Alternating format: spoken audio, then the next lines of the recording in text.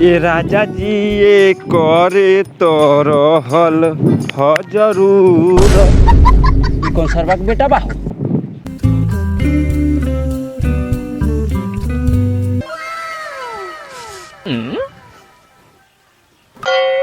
लार मजाक कैले बारा का?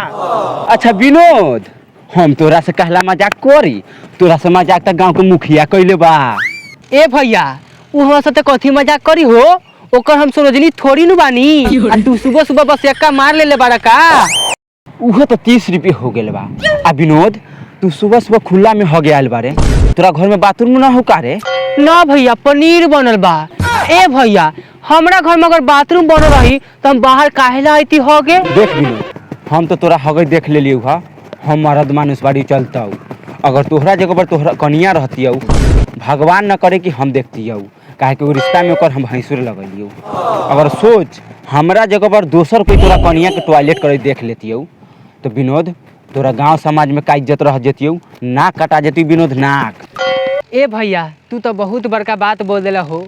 हम तो गरीब आदमी कहाँ से बाथरूम बनवाई? अरे विनोद, तोरा शौचालय बनावेला कोई जरूरत नहीं है। सरकार सब केहू के शौचालय बनावेला पैसा दे रहल बा।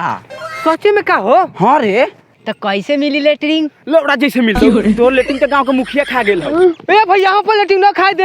अरे खा गेल हौ, बोल देनी भैया हम पर लेटरिंग ना खाए दे। आ सुनी ना तका दक्षिण में घूमी ता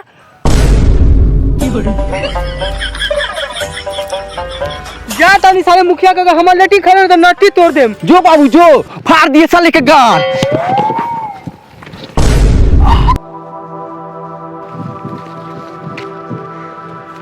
अरे बाबू से साफ करेगा। अब पहलवान जी मुखिया जी। माला ले ले हा? जी मुखिया जी, 2 माला ले आनी है। बहुत अच्छा कर ले बाबू, साफ कर साफ कर। ए चंदन, जी मुखिया जी। लड्डू ले ले हा? जी मुखिया जी 2 किलो लड्डू लेकर आए हैं। वो शुद्ध देसी घी में से लेकर आए हैं, वो पियकरापुर से लेकर आए हैं। शाबाश बाबू, साफ कर जल्दी जल्दी।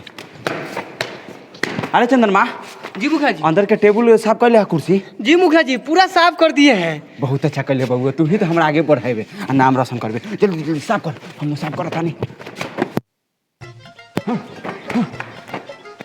अरे पहलवान, उ लाठी लेके कौन आबे हो रे? मुखिया जी उ दक्षिण टोला के विनोदवा ना बा। विनोद बाबा? मुखिया जी तू कितना नीच पापी आदमी बड़ा कि हमर लेटरिंग खा गेला। अच्छी छी छी छी, आ विनोद तोहर लेटिंग हम कहला खबौ? हम गांव वाला सब बोला कि हमर लेटरिंग तूए खैला ह। आ बउआ तोहर लेटिंग हम कहला खबा, हई पहलवानवा खलौ हा? ए मुखिया जी, हम ना खैनी है लेटिंग, हम घर दाल भात खा के नहीं है। तो हई चंदनमा खलौ हा? तू चुप, तोनी सब मिल के हमर चुतिया बनाए बड़ा, तोनी सब मिल के हमर लेटरिंग खैले बाड़ा। की हो रे?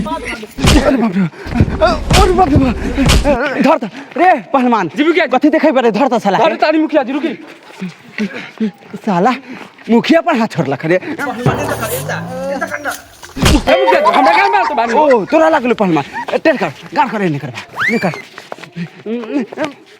साला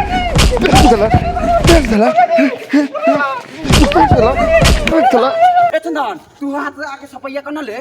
ना मुखिया जी हम ना मार खाएम, रौरे खाई। नहीं बे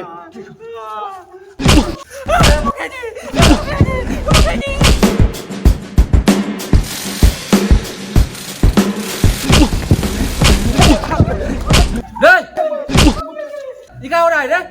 तू कौन बारे रे? हम इस पर खड़ के नया वीडियो साहब है। अच्छा वीडियो साहब, हमनी कुश्ती के तैयारी करतानी, कहले हमरा गांव में कुश्ती बना, ओकरे तैयारी करतानी। का विनोद सही बात बा ना? अरे बोल ना विनोद। ए पहलवान जी मुखिया जी। एकरा के बाजू में ले जो आ निमन से समझाओ। साले हम वीडियो साहब की सेवा करते करतानी। चल जल्दी आ जल्दी आ।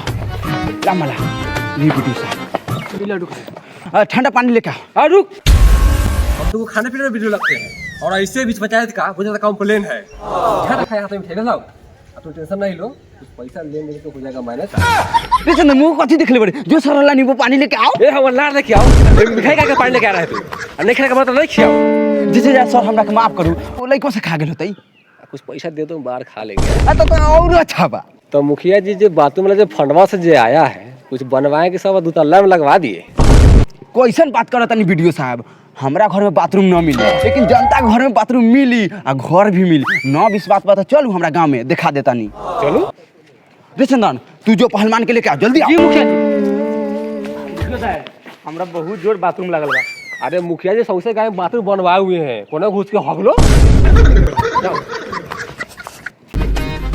तो वीडियो साहब ई बा हमर वीआईपी गांव आ रोड देखी अच्छा बा ना। ए हमर झाट बा, साला इन्हें पानी लागल है, उन्हें भैंसी बांधल है, उन्हें गोबर रखल है, तू गांव में क्या करता है रे?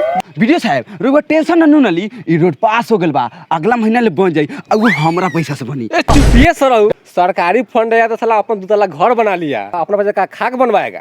मुखिया जी आधा लेके आए कि फूल लेके आए? अरे बुर्बक है का, वीडियो साहब पीने वाले लगते हैं, वो खोई नहीं खाते हैं ना वीडियो साहब। तुमने क्या बोला घटिया पड़िया रे?